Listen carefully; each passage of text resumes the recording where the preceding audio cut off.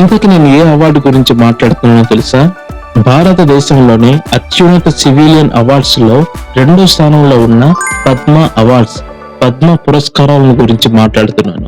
అసలు ఈ పద్మ పురస్కారాలు ఎప్పుడు ప్రారంభమైంది? ఈ పద్మ అవార్డ్స్ ని ఎవరు ఇస్తారు? ఏ రంగంలో ఉన్న వాళ్ళకి ఇస్తారు? ఈ అవార్డ్స్ గ్రహీతలకి నగదు బహుమానం ఎంత? ఇటువంటి వివరాలు ఈ వీడియోలో తెలుసుకుందాం.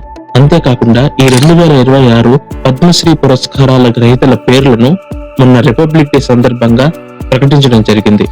131 మంది పేర్లలో అందులో 11 మంది మన తెలుగు వారు కూడా ఉన్నారు.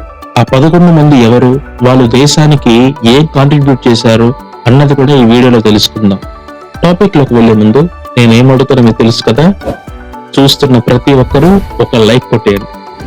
ఏమి లేదండి, మీరు కొట్టే లైక్ వల్ల నా వీడియో అనేది ఇంకొంచెం మందికి రికమెండేషన్ లోకి వెళ్తుంది. సో లైక్ కొట్టేశారు కదా, ఇంకా మనం టాపిక్ లోకి వెళ్ళిపోదాం. పద్మ అవార్డ్స్ ని 1954 నుంచి ప్రారంభించారు.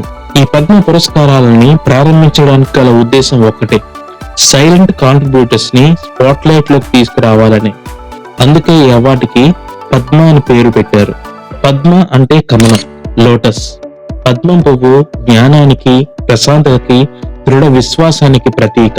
ఒక పద్మం పువ్వు ఎలా అయితే బురదలో పుట్టి ఆ బురదను పక్కకు నెడుతూ ఆ కొలనులో అందంగా వికసిస్తుందో, అలానే ఒక మనిషి ఏ స్థాయిలో పుట్టామా అన్నది కాకుండా దృఢమైన విశ్వాసం, పట్టుదల ఉంటే ఏ స్థాయికైనా ఎదగొచ్చు అని నేర్పిస్తుంది ఈ పద్మం.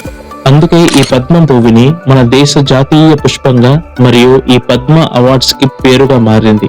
అయితే ఈ పద్మ పురస్కారాలలో హైయెస్ట్ హానర్ పద్మ విభూషణ్, తర్వాత పద్మభూషణ్, తర్వాత పద్మశ్రీ. పద్మ విభూషణ్ ఎటువంటి వాళ్ళకి ఇస్తారంటే దేశ స్థాయినే కాదు, దేశ దిశను మార్చిన వాళ్ళకి ఇస్తారు. అంటే ఆ వ్యక్తి ఆ రంగంలో అగ్రహణ్యుడిగా ఉండాలి.